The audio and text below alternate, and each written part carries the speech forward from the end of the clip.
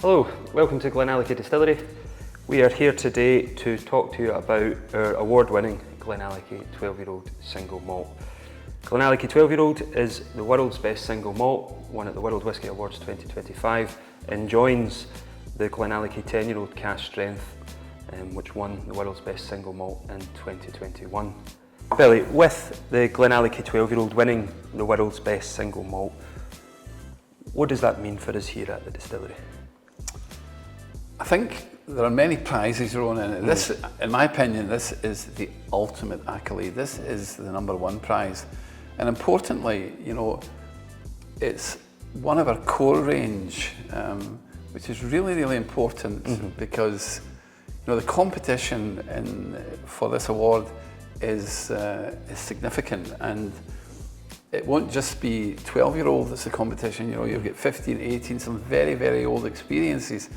And to actually come out on top of this blind tasting as the number one world's single malt whisky is just amazing.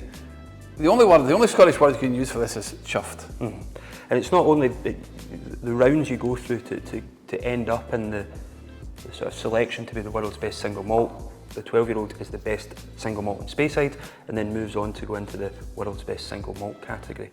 And as a distillery, becoming independent in 2017, to have won this award twice in 2021 and 2025, and being the only Scotch distillery to win it since 2017, it's a huge recognition of the hard work that everybody on site, from the stillman to the warehouse guys to the blenders to the marketing to the sales, the shipping team, are all doing to put this distillery on the map.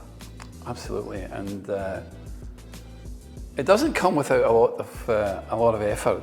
You know, we have spent a lot of time in the early days, and we continue to spend a lot of time following the development of the various styles of cask that go into the compilation that we've put together for the 12-year-old.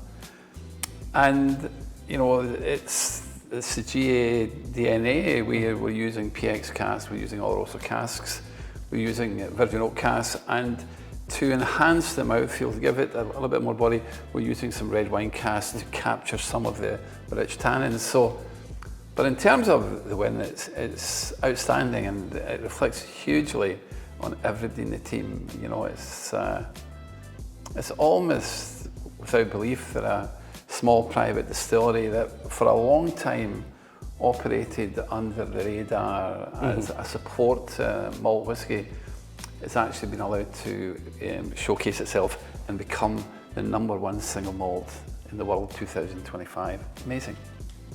So focusing on the liquid itself here, you mentioned the four cask types we're using: Pedro Jimenez and Oloroso, red wine and American virgin oak. When we focus in on the sherry with the Pedro Jimenez and Oloroso, what flavour styles are we looking to gain from the use of these casks before we then add in or supplement that with the virgin oak and the red wine? I mean, the sherry casks, outstanding casks.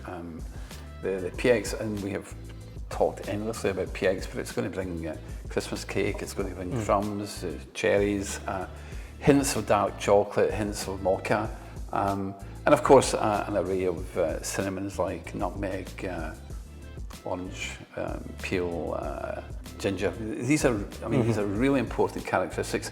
The Oloroso, which are wonderful casks to work with, maybe the king of the sherry cask, is going to give you dark chocolate, cocoa, mocha, some spices as well. And the virgin oak, because of the kind of chemistry that goes on, that's as well as being toasted, it's charred, you're going to pick up butterscotch, vanilla, you're going to get coconut, and of course you're going to pick up the same spices, nutmeg, cinnamon, ginger. And then, as I said, the tannins don't actually deliver an awful lot of flavour, but the experience from what we're looking from the tannin, it's a low percentage, is to enhance, thicken the mouthfeel. And you know, when you combine all of these, you pull them together, and it actually works, it's a pretty good feeling for the blenders. So the combination of these four different cask types, right away on the nose, what you're starting to really pick up, treacle, butterscotch, ginger in there, you're starting to get that spice coming through. But then with that balance with the orange peel, dark chocolate and plum coming from the sherry casks.